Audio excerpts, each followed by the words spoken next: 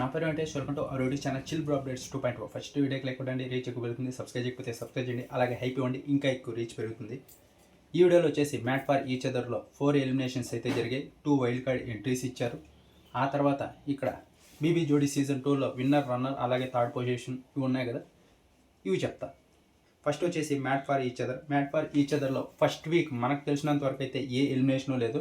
Second week elimination వచ్చేసి హరిత హరీష్ గారు అయితే ఎలిమినేట్ అయిపోయి వెళ్ళిపోయారు. ఈ 2 days ఆయన చూసిన దాన్ని బట్టి ఆయన ఎలిమినేట్ అవ్వడమే కరెక్ట్. ఎందుకంటే అందరినీ ఇరిటేట్ చేస్తున్నాడు అనమాట, ఆడియన్స్ని కూడా. ఆయన ఏదైతే గేమ్ ఆడతాడో అది ఆడకుండా పక్కన వాళ్ళు కూడా నాలాగే ఆడాలి, నేనే చేస్తే అదే చేయాలి అని చెప్తూ వస్తున్నాడు. ఫుల్ అన్ని దాంట్లోనే వెళ్ళి దూడుతున్నాడు మధ్య మధ్యలో. ఇలా చేయండి, అలా చేయండి, ఇలా చేయకూడదు, అలా చేయకూడదు అని. బిగ్ బాస్లో ఏదైతే హరిత హరీష్ గారిని చూసామో ఇక్కడ 2.0 కొనసాగిస్తున్నాడు. సేమ్ మళ్ళీ అదే రిపీట్ చేసి అదే చేస్తున్నాడు. ఈరోజు థర్డ్ ఎపిసోడ్ ఉంది కదా, ఈరోజు కూడా అదే చేశాడు. మళ్ళీ ఆ కోట్ ఏదైతే ఉందో ఆయన కోట్ ఇచ్చాడంట అతని వైఫ్కి, మిగతా వాళ్ళు ఇవ్వలేదు కదా, అదే చెప్తూ వస్తున్నాడు.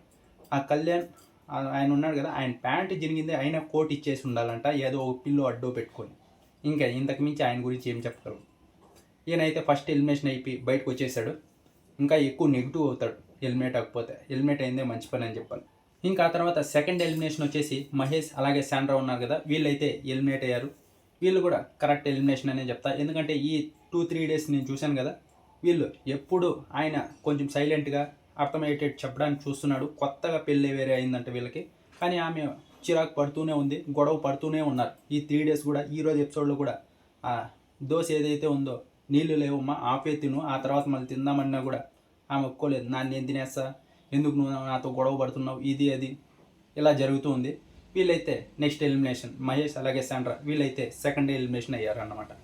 ఇంకా ఆ తర్వాత థర్డ్ ద మోస్ట్ సంజన గారు ఎలాగైతే బిగ్ బాస్ సీజన్ 9ని ఒక రేంజ్కి గుడ్డు దొంగతనం తీసుకువెళ్లారు, వీళ్ళు కూడా ఈ 3 days ఫుల్ వీళ్ళవే గొడవలు, వీళ్ళే హైలైట్గా నిలిచారు. ఏదైతే ఆ లాంగ్వేజ్ రాదన్న ఒక్క కారణంతో వాళ్ళు టార్గెట్ చేశారో, ఇప్పుడు వాళ్ళు ఎవరైతే 4 votes వేశారో వీళ్ళకి లాంగ్వేజ్ అని చెప్పి, వీళ్ళు వాళ్ళ మీద రివెంజ్ తీసుకుంటున్నారు. ఈరోజు అయితే అది ఇంకా పీక్స్ లెవెల్కి వెళ్ళింది. నిజంగా చాలా బాగుండింది ఈరోజు ఎపిసోడ్ అయితే. నాకు కొంచెం పర్వాలేదు అనిపించింది. ఈమెను ఖచ్చితంగా సంధ్య అనే ఆమె ఉంది కదా, ఆమెను ఖచ్చితంగా బిగ్ బాస్ సీజన్ 9-10కి ఇప్పటికే రిజర్వ్ చేసి పెట్టి ఉంటారు. ఖచ్చితంగా వస్తుంది బిగ్ బాస్ సీజన్ 10కి. ఎందుకంటే అంతలా డిపెండ్ చేసుకుంటుంది, రైటా రాంగా కాదు, డిపెండ్ చేసుకుంటుంది. ఇది ఏదైతే ఉందో ఊపు, ఆ ఊపే బిగ్ బాస్ వాళ్ళకి కావాలి. టీఆర్పీ పెంచాలి, పాజిటివ్ అయినా నెగిటివ్ అయినా ఈమెలో అది కనిపిస్తుంది. అందుకే ఖచ్చితంగా బిగ్ బాస్ సీజన్ 10కి వచ్చే అవకాశం ఉంది సంధ్య గారు అయితే. సంధ్య అలాగే బిట్రో వీళ్ళే ఫుల్ కంటెంట్ ఇచ్చారు ఈరోజు ఎపిసోడ్కి. ఏదైతే వాళ్ళకి 4 నామినేషన్స్ వేశారో వాళ్ళందరినీ గుర్తుపెట్టుకున్నారు. ఫస్ట్ వచ్చేసి స్వాప్ చేసుకున్నారు, లగ్జరీగా మేము రివెంజ్ తీసుకుంటాం, లగ్జరీకే వెళ్తామని వసంతి పేరు ఉంది కదా, వాళ్ళకైతే రివెంజ్ తీసుకున్నారు. ఆ తర్వాత నెక్స్ట్ వచ్చేసి ఈ 2 జోడీస్ ఉన్నాయి కదా, ఈ 2 జోడీస్ ముందు కూడా రివెంజే ప్లాన్ చేశారు. సోనియా సిద్ధు అలాగే అంజలి పవన్ వీళ్ళ మీద. ఫస్ట్ సోనియా సిద్ధు అలాగే సంధ్య బిట్రో వీళ్ళకే ఎక్కువ గొడవైంది. ఏదైతే లాంగ్వేజ్ ఉందో దానికే ఇంకా ఎక్కువైంది. ఇద్దరు అయితే నెక్స్ట్ లెవెల్లో ఫైట్ ఇచ్చారు. వాళ్ళు ఏదైతే ఆయన చెప్పాడో, ఒక వారం చూస్తా లాంగ్వేజ్ కనుక రాకపోతే ప్రతి వారం ఇదే చెప్పి నామినేషన్ గుద్దుతా అన్నాడు తెలంగాణ స్లాంగ్లో. ఈవిడికేమో అది అర్థం కాలేదు. ఈవిడికి తెలుగునే అర్థం కాదంటే ఇంకా వాళ్ళు అదే పనిగా లాంగ్వేజ్ అని చెప్తున్నారు. ఎప్పుడు లాంగ్వేజ్ అయినా ఇంకోసారి లాంగ్వేజ్ అని తీసుకొని రాకమాకండి, మాకు రూల్ బుక్లో తెలుసు, మేము ఖచ్చితంగా తెలుగునే మాట్లాడతాం, ఆయన నేర్చుకుంటున్నాడు ఇది అదేనే. నెక్స్ట్ లెవెల్ ఫైట్ అయితే ఈ అని కొంచెం ఓవర్గానే వెళ్ళింది ఇదైతే. చూద్దాం ముందు ముందు ఇంకా ఎలా కొనసాగుతుందో. వీళ్ళదైతే గట్టిగా పునాది అయితే పడింది వీళ్ళిద్దరు జోడీస్కి ఫైట్కి.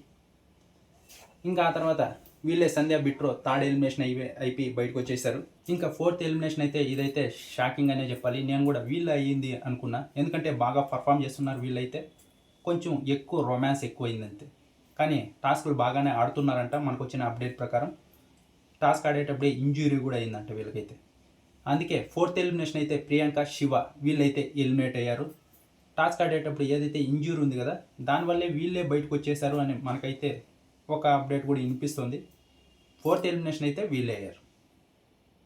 ఇప్పుడు 2 వైల్డ్ కార్డ్ ఎంట్రీస్ ఇచ్చారు కదా, ఆ 2 వైల్డ్ కార్డ్ ఎంట్రీస్లో ఎవరైతే సెకండ్ వీక్ ఎలిమినేషన్ అయ్యారో మహేష్, శాండ్రా వాళ్ళనే మళ్ళీ రీఎంట్రీ చేయించారంట. వాళ్ళే ఫస్ట్ వైల్డ్ కార్డ్ ఎంట్రీ మళ్ళీ. ఆ తర్వాత సెకండ్ వైల్డ్ కార్డ్ ఎంట్రీ వచ్చేసి వీళ్ళేదో యోగా టీచర్ అంట, అభిమానిక అలాగే అమీర్ వీళ్ళ జోడీ అయితే వైల్డ్ కార్డ్ ఎంట్రీ ఇచ్చారు. ఫస్ట్ వచ్చేసి మహేష్, శాండ్రా వీళ్ళు వైల్డ్ కార్డ్ ఎంట్రీ ఎలిమినేట్ అయిపోయిన తర్వాత మళ్ళీ రీఎంట్రీ ఇచ్చారు. సెకండ్ వచ్చేసి వీళ్ళు, అదే జరిగింది. ఇంకా బీబీ జోడీ సీజన్ 2లో ఆల్రెడీ మార్నింగ్ వీడియో చేశా. విన్నర్ వచ్చేసి మానస్ అలాగే సృష్టి వీళ్ళైతే అయ్యారు. రన్నర్ అప్ వచ్చేసి నేహ అలాగే విశ్వ అయ్యారు. థర్డ్ ప్లేస్లో అమర్దీప్ నైనికా వీళ్ళు ఉన్నారు. నేనైతే వీళ్ళే విన్నర్ అవుతారు అనుకున్నా, అమర్దీప్ నైనికా, ఎందుకంటే బాగా పర్ఫామ్ చేశారు, బాగా డ్యాన్స్ చేస్తున్నారు.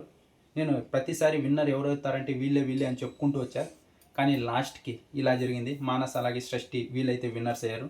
థర్డ్ పొజిషన్ అమర్ నైనికా వీళ్ళైతే దక్కించుకున్నారన్నమాట. రన్నర్ కూడా కాలేదు.